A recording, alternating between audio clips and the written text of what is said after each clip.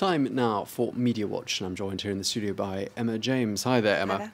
It is our top story this evening. This bizarre story of the president's former security aide, Alexandre Benalla.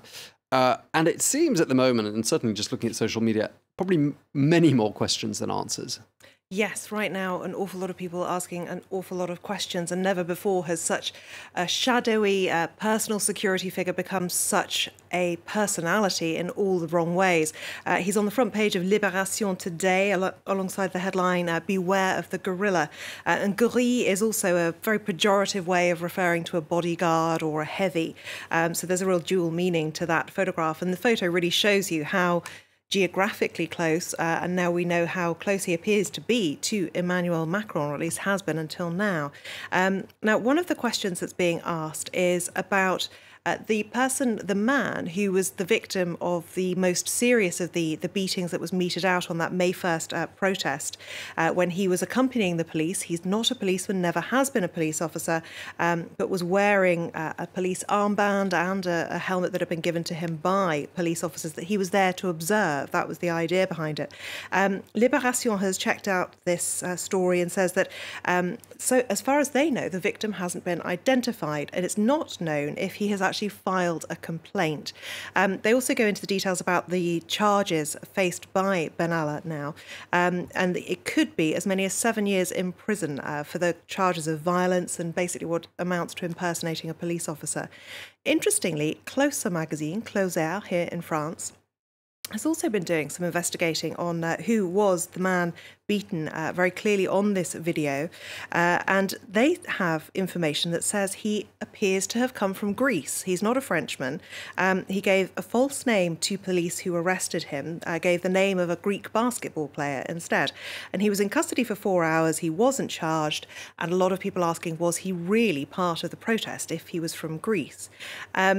A lot of new videos emerging too, including one of Alexandre Benalla, who appears to kick the legs out from underneath a woman who he pulled away from the protest. And this one from Mediapart too shows very clearly the level and the force of violence that appears to have been meted out on this particular occasion. Really very disturbing images to see. And it's easy to understand really why so many people want to know why he was kept on at the Elysée after they knew about this, because they knew about it in the immediate aftermath. He was suspended for 2 weeks, but didn't lose his job. And not only that, he continued to, we were told, he was given a more administrative role. But images like this have emerged of him in the team bus on Monday, accompanying the victorious Les Bleus back into Paris. It doesn't look like a less high-profile role at all, one of the biggest events that we've seen here in the French capital for quite some time. So that suspension really doesn't appear to have halted his career very much at all. Lots was known about Benalla before he was employed, and a lot of people asking questions as to why he was ever taken on by the Elysée. Le Parisien among them reporting what they call the itinerary of an impulsive man. They say he was sacked by a former minister, Arnaud Montebourg, after just 1 week. This was back in 2012 because he caused a car accident and then wanted to flee the scene. On one occasion when he was accompanying Emmanuel Macron by moped, he had a puncture and left a gun inside the seat of the moped. Interestingly, though, they say here that he didn't have a permit to carry that weapon at that time. So they say he had a real history of throwing his weight around. He'd been nicknamed things like Rambo, Momo Testo, which basically in English would be testosterone rent-a-cop.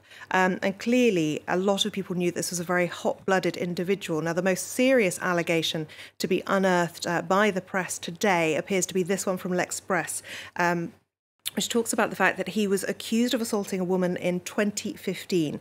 L'Express believes this woman was a member of his family.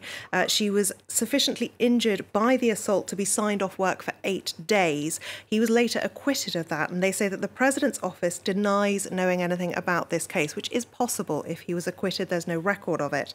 Of course, none of this is going to help Emmanuel Macron's popularity at all, which is at the lowest it's ever been since he took office. The most recent polls have him now at 39% of French people have a favourable opinion of the job that he is doing as French president. Okay, so yeah, a lot of questions still, and I think we haven't heard the end of that crisis, have we, Emma? But on a much lighter note and a much sweeter note, an iconic chocolate bar in the UK is, well, they're making a bit of a change. They are indeed. And whenever Cadbury's announces any kind of change, when it was taken over by a US firm recently, chocolate fans went into meltdown. Now they are messing with dairy milk. They are actually removing 30% of the sugar from it. Now, the company says it's the most significant innovation in the history of Cadbury's. It all sounds terribly grand. They're actually going to be doing the same thing with a few different things: Oreos, wine gums, jelly babies. And the idea is it's supposed to help tackle the obesity problem. Now, some people seem to be diving all in on this, including the Sunday Times Style supplement, which tweeted not that we needed an excuse along with an image of somebody stuffing their face full of chocolate as an excuse to eat more. This woman says practically a superfood if it's going to have 30% of the sugar removed. Lots of others, though, very angry about it. Don't mess with dairy milk.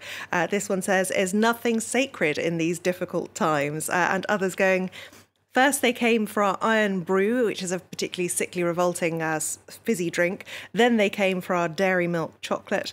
And others saying, why do those of us with self-control have to be punished? Because others have none. Some people seeing this as really trying to police the way that people are eating. Now, Cadbury's are trying to calm the panic a little bit by saying they're not getting rid of the original. This will be something that, as they put it, is a new delicious addition to the Cadbury dairy milk family. So it will not be gone. Others feel that, frankly, us journalists shouldn't be talking about it at all. This Twitter user saying, stop doing product placement. This isn't news. Dairy milk is disgusting.